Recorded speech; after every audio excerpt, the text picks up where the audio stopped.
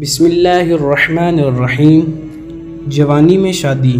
حضور اکرم صلی اللہ علیہ وآلہ وسلم نے ارشاد فرمایا، جو شخص جوانی میں نکاح کر لیتا ہے تو شیطان چیخ اٹھتا ہے، ہائے افسوس، اس نے مجھ سے اپنا دین بچا لیا۔ باریک کپڑا۔ آپ صلی اللہ علیہ وآلہ وسلم نے فرمایا، بہت سی عورتیں جو دنیا میں باریک کپڑا پہننے والی ہیں وہ آخرت میں ننگی ہوں گی۔ اسلام میں عمر کی قید۔ حضرت محمد صلی اللہ علیہ وآلہ وسلم کی پہلی شادی 15 سال بری حضرت خدیجہ رضی اللہ تعالی عنہ سے ہوئی۔ آخری نکاح 43 سال چھوٹی حضرت عائشہ رضی اللہ تعالی عنہ سے ہوا، یعنی نکاح کے لیے اسلام میں عمر کی کوئی قید نہیں۔ رمضان میں نکاح۔ خدا کرے اس رمضان کے صدقے تمہارا نکاح تمہاری محبت سے ہو، جس کے لیے تم روتے ہو، جس کے لیے تم دعائیں مانگتے ہو، اور اللہ اسے تمہارے نکاح میں لے آئے۔ بیوی کی گود۔ اپنی بیوی کی گود میں سر رکھ کر سونا سنت رسول صلی اللہ علیہ وآلہ وسلم ہے۔ بیوی کو ہاتھ سے کھلانا۔ شوہر اپنی بیوی کو ہاتھ سے کھلاتا ہے تو یہ بیوی کی غلامی نہیں، رسول اللہ صلی اللہ علیہ وآلہ وسلم کی سنت ہے۔ نبی کریم صلی اللہ علیہ وآلہ وسلم کا ولیمہ۔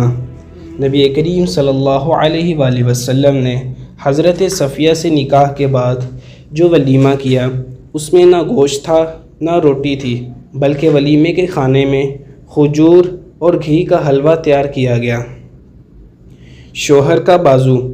خوش نصیب ہے وہ عورت جس کو شوہر کا بازو تکیے کے طور پر میسر ہو۔ بہن اور بیوی۔ جیسے آپ اپنی بہن کو اس کے سسرال میں خوش دیکھنا چاہتے ہیں، ایسے ہی اپنی بیوی کو بھی خوش رکھیں، کیونکہ وہ بھی کسی کی بہن ہے۔ بیوی کا تحفہ۔ سب سے بہترین تحفہ جو مرد اپنی بیوی کو دیتا وہ اس کا وقت، اس کی توجہ اور اس کا پیار ہے۔ بیوی کا بوسہ۔ حضرت عائشہ صدیقہ رضی اللہ تعالی عنہ فرماتی ہیں کہ نبی کریم صلی اللہ علیہ وآلہ وسلم نے جب نماز کے لیے باہر جانا ہوتا تو نکلتے ہوئے بعض مرتبہ میرا بوسہ لے لیا کرتے تھے اور پھر نماز کے لیے تشریف لے جایا کرتے تھے۔ حضرت محمد صلی اللہ علیہ وآلہ وسلم نے فرمایا، لوگوں کی نسلیں بیٹوں سے چلتی ہیں، میری نسل میری بیٹی فاطمہ سے چلے گی۔ بیٹی کی ذات اگر مقدس نہ ہوتی تو حضرت محمد صلی اللہ علیہ وآلہ وسلم کی اولاد کا سلسلہ بیٹی سے شروع نہ ہوتا۔ سفید کپڑے۔ رسول اللہ صلی اللہ علیہ وآلہ وسلم نے فرمایا، سفید کپڑے پہنا کرو، وہ زیادہ پاک اور زیادہ عمدہ ہیں۔ بیٹی کا نکاح ان کی اجازت سے کیا کریں، یہ میرے محمد مصطفیٰ صلی اللہ علیہ وآلہ وسلم کی سنت ہے۔ نامحرم کو چھونا۔ نبی کریم صلی اللہ علیہ وآلہ وسلم نے ارشاد فرمایا، تم میں سے کسی شخص کے لیے بہتر ہے کہ اس کے سر میں لوہے کی کیل ٹھونک دی جائے بجائے اس کے کہ وہ کسی نامحرم کو چھوئے۔ حضرت خدیجہ رضی اللہ تعالی عنہ نے فرمایا، عورت کے لیے بہترین زیور پردہ ہے، اور پردہ دار عورتیں جنت میں میری بیٹی فاطمہ رضی اللہ تعالی عنہ کے ساتھ ہوں گی۔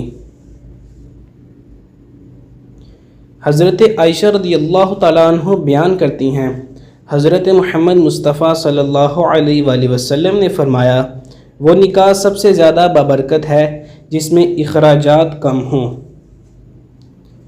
2 نمازیں۔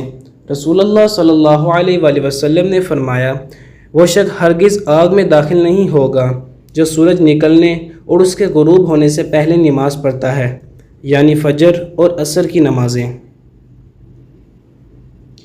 بیٹی کی پسند۔